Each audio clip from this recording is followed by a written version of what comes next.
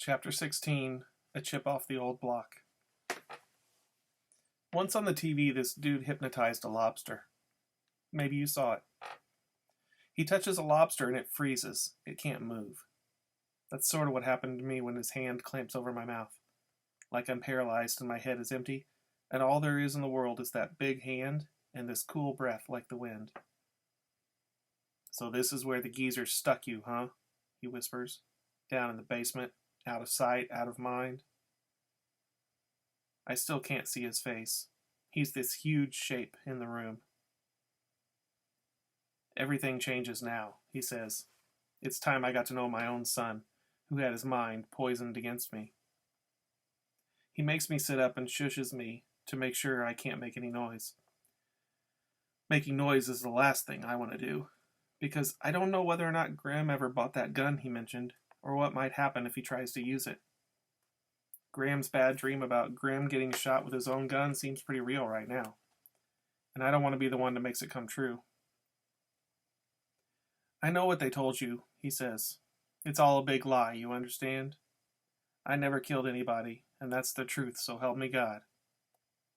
By now I'm sitting up on the bed, and he's making me put on my clothes, and the weird thing is, none of this is a surprise. Somehow I always knew this would happen. Then he would come for me in the night, and I would wake up to find him there, filling the room, and then I'd feel empty. I'm so weak I can hardly put my shoes on. Like when you wake up and your arm is still asleep and you can't hardly move it. That's what I feel like all over. Numb and prickly and as light as a balloon. Like my hands might float up in the air if I let them. "This'll be an adventure," he says. "Okay, we're going to have the time of our life. Okay, boy? We're leaving, and now not a peep out of you." The bulkhead door is open, and you can see the stars. Some people think the stars look close enough to touch, but Freak says the sky is like a photograph from 1 billion years ago. It's just some old movie that they're showing up there, and a lot of those stars have switched off by now. They're already dead, and what we're seeing is the rerun, which makes sense if you think about it. Someday the rerun will come to an end, and you'll see all the stars start to flick off, like 1 billion little flames being blown out by the wind. "This way," he says, quiet as a mouse. There's snow on the ground. Not a lot, enough to cover the ground. I can tell how cold the air is, but I can't feel it, even without a jacket, which I don't have time to put on. The cold doesn't matter. Nothing does, really. Not Grim, or Graham, or the old stars in the sky, or Freak, or the fair Gwen. They're all just make-believe. This dream I was having for a long time. And now I'm awake again, and he's still filling the room somehow, even though we're outside. The lights are out at Freak's house, and I'm thinking, the stars clicked off. And I don't even know why I'm thinking that. It's like a dead voice in my head or something. We're under a streetlight when he says, "Let me look at you." He's got these big eyebrows that make it hard to see his eyes, and that's fine. I don't want to see them. Looking at those eyes is asking to have a bad dream. My, he says, checking me out. "Will you look at this? It's like I'm looking at an old picture of myself. You really are a chip off the old block, you know that?" I don't say anything, and he reaches out and touches my face real gentle, as if he'd never hurt a fly. "I say, boy, do you know that? Answer me now." "Yes, sir," I say. "Everybody says so." "Christmas Eve," he says. "You know how many Christmas Eves I've been deprived of my own blood kin?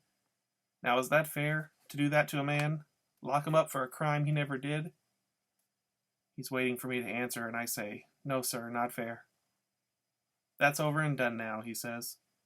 "We're starting fresh, just you and me, boy, and that's how it was meant to be."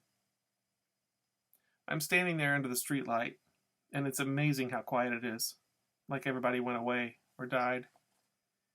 The quiet is almost as big as he is. He's as tall as me, only wider everywhere. And for some reason, maybe because we're not far from Freak's house, I'm thinking this weird thought. He doesn't need a suit of armor. No, and he doesn't need a horse, or a lance, or the pledge to the king, or the love of a fair lady. He doesn't need anything except what he is. He's everything all rolled into one, and no one can ever beat him, not even the brave Lancelot. He's squinting around. His eyebrows are furrowed shadows, and he says, "You know what I think of when I see a neighborhood like this? Hamsters is what I think. That's how these people live, like hamsters in cages. They have their little wheels to run on, and that's what they do for the whole of their lives. They run and they get nowhere. They just spin." I stand there.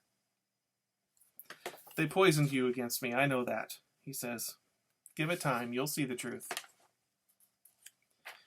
He starts walking fast, and I walk with him, like my feet already know where to go.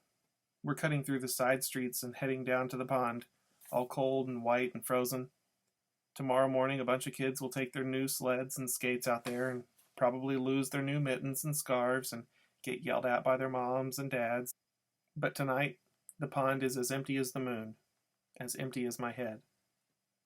Once a car goes by real slow around the pond, and I've got this strange feeling there's no one at the wheel. He hooks his finger in my shirt collar and makes me duck down until the car goes by.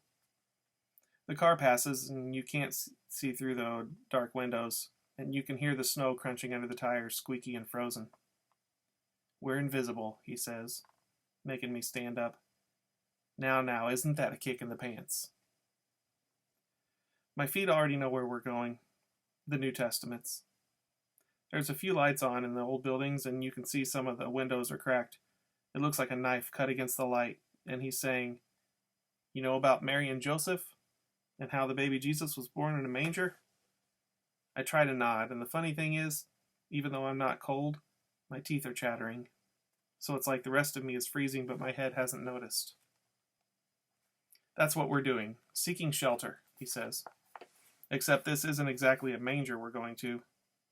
"No, sir," I say. "It sure isn't." He touches me real soft in the back of the neck and says, "I didn't ask you a question, boy. Rule number 1, don't sass your old man." I make sure my mouth stays shut. We're coming up on the Testaments, and they look almost pretty with the new snow coating the roofs and making the yards clean and white and soft. You can see where an old bike handlebar is popping up through the snow, and shapes of other things left out. And even the old car up on blocks looks new, like it might take off into the air without any wheels. I know where we're going, even though he doesn't tell me. The door opens before we get there, and Loretta Lee is standing in the light, and she's saying, "Iggy, come look what the cat dragged in."